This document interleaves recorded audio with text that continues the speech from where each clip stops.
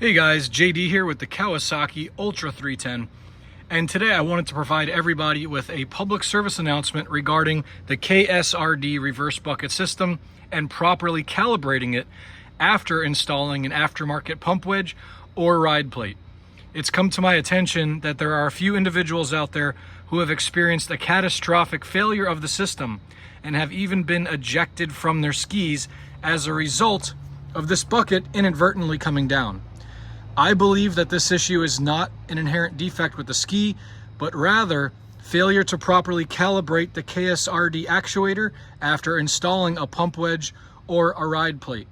Keep in mind that an aftermarket ride plate, these stanchions are in a different position than the stock ones, and the calibration must be done. It's my understanding that these manufacturers are not providing end users with instructions on how to put this ski into maintenance mode or how to properly calibrate the assembly, so I'm going to show you how to do that in this video and provide you with some safety tips to make sure that this bucket doesn't inadvertently come down.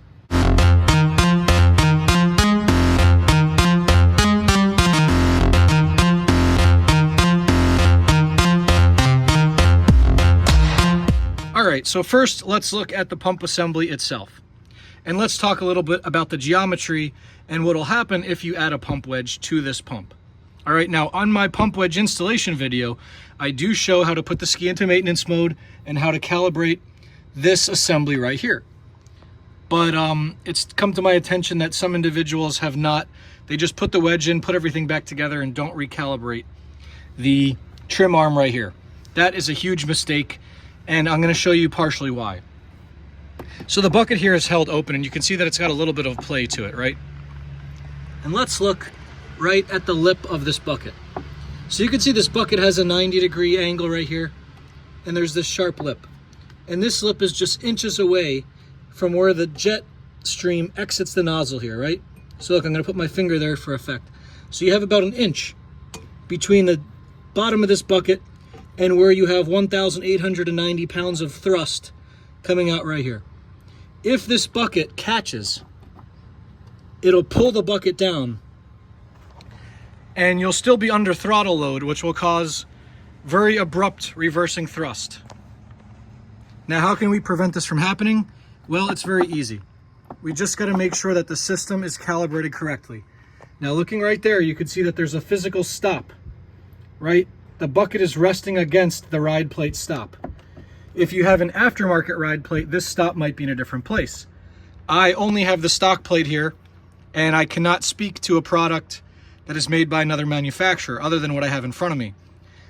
So if you are concerned about the travel distance or the calibration of an aftermarket ride plate, I suggest you reach out to that manufacturer directly. All right, so here's the bucket in its upright position with neutral trim. Now what I'm going to do is adjust the trim, and then we're going to see where this nozzle comes into relation to the bucket. So now I'd like to show you how to put the Kawasaki Ultra 310 and Ultra 160 into maintenance mode. Step 1, ensure that your safety lanyard is removed. Step 2, insert your key into the immobilizer.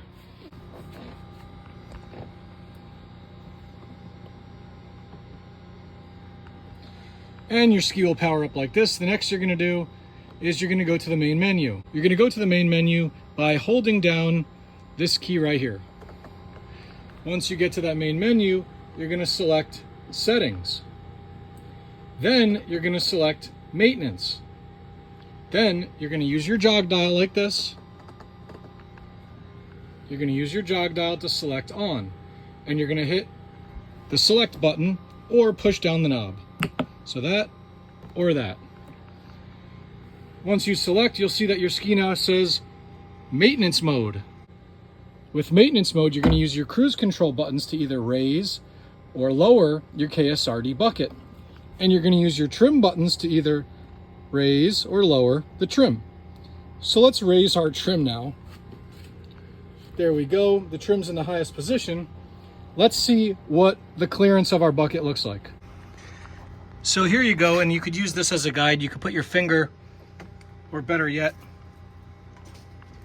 some kind of straight edge right from the top of your pump nozzle, right? And we can see that that clears our jet stream right here is clearing our bucket. But I want to show you this. If the bucket was miscalibrated and it was just a little bit lower, look what could happen. This stream of water coming out of the pump could snag on the bucket here, causing it to be pulled downwards, right? So right now my bucket's disconnected to show you for demonstration purposes what it'll look like. So see right now my actuator disconnected, right? And you can see that the bucket is resting on the stop. See the stop right here? If the bucket is allowed to tilt forward, well, guess what? Because you added a pump wedge, you're now changing the angle of the exit nozzle here. And at full trim, that 1,890 pounds of thrust, it can catch and pull the bucket downwards. If that happens, it could cause this arm here to bend, and it could cause damage to your actuator assembly. I also want to show you guys that the bucket can't go down any further than this, right? It's also hitting that stop. See right there? The stop. Now I can't speak to aftermarket plates, so what you need to do is set your trim to the highest position, and you need to make sure that your bucket is not interfering. See if this bucket comes down anymore. Let's say it's resting right here at fully open. Well, guess what? You're gonna snag that bucket on the jet stream. It's gonna cause the bucket to be pulled down and cause an abrupt stopping condition and cause you to be ejected because of this lip right here. So again, the issues with calibration. Now I'm gonna put this at the lowest trim and show you what it looks like.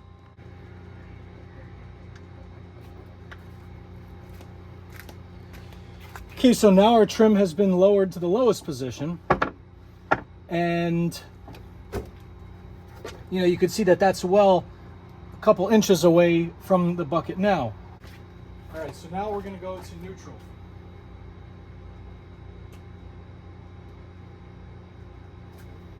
All right, so this is a neutral trim position. Now with the pump wedge I have in here, I'm actually 2 degrees above where your standard OEM neutral position would be. And you can see that I have lots of nice clearance between the exit nozzle here and the top of the bucket. The bucket, when fully opened, is resting securely on the stop right here. See that? If it's not resting on the stop, it's adjusted incorrectly and can catch on the jet stream. I hope I'm hammering that point home to you guys. So there's a lot of steps that need to be taken to ensure that when you install a pump wedge, and if you're installing a pump wedge and a ride plate, well, again, an aftermarket ride plate, I cannot speak to the positioning of these stanchions, and I don't know how the calibration would be. So please refer to the manufacturer or shop where you got that ride plate. Reach out to them. I'm sure they'd be more than happy to help you. All right, so again, you have bottom stops and top stops. You should be reaching those stops in either direction. Not any more than the stops though, or else you'll damage the actuator. So it needs to be, you know, you have a little bit of play. You can see I have just a little bit of play with that attached, but not enough where the bucket will interfere with the jet stream here. So what does it mean to calibrate this correctly? Well, I highly suggest you reach out to the manufacturer of your pump wedge for more details and information. I am not going to speculate on third-party details on how to calibrate these, but all I'll tell you is that you want to ensure that when the system is in its full upright and forward position, that it's resting on this stop here. If it's not, you need to adjust this quick connect fitting here. Now, how do you do that? There's a little lock nut on the back side of this here. You need to loosen that. And then this quick connect ferrule can be twisted on or off of the shaft here. There we go. So this is your adjustment nut right here. This is how you would adjust this bucket to ensure that after you install your ride plate or your wedge, etc., that you're hitting the stops on both sides. And then you want to check your play, because the actuator arm itself does have a little bit of play. So you do want to make sure that even with that play, you're nowhere near this bucket ridge interfering with your jet pump nozzle. All right, so you can see mine is calibrated properly. Again, I'm just going to show you with this coming straight off of the nozzle there. You want to make sure that with this brow here, there's proper clearance. And if everything's calibrated correctly, you should have no issues at all. Now to take the ski out of maintenance mode, you're going to hold down, you're going to go back to your settings menu, same way you did before. All right, it's going to bring you back here. You're going to select off. And I don't know if you guys just heard that, but you could hear that the KSRD bucket will actually cycle back and forth. And sometimes you might get a shift light. If you do, just remove your key, put it back in, and it'll correct itself. We're not going to point fingers here. All I want is to ensure that anybody that's watching my channel or riding these skis is safe out on the water. So again, if you left your ski at the stock factory configuration, you wouldn't have any issues. But once you add a wedge, you're changing the angle of this exit nozzle. And if you add a ride plate, you're changing the mounting position of this bucket. So you need to take care to properly calibrate and ensure that you have adequate clearance between the lip on this bucket and the exit nozzle of your jet pump. Please feel free to leave a comment if you've had any issues with this system, or if you're one of the few individuals that have contacted me that was thrown off of your ski due to an abrupt and unexpected actuation of this bucket. If you enjoyed this video, please consider hitting that like button and subscribing for more exclusive jet ski content only on JD's Water World.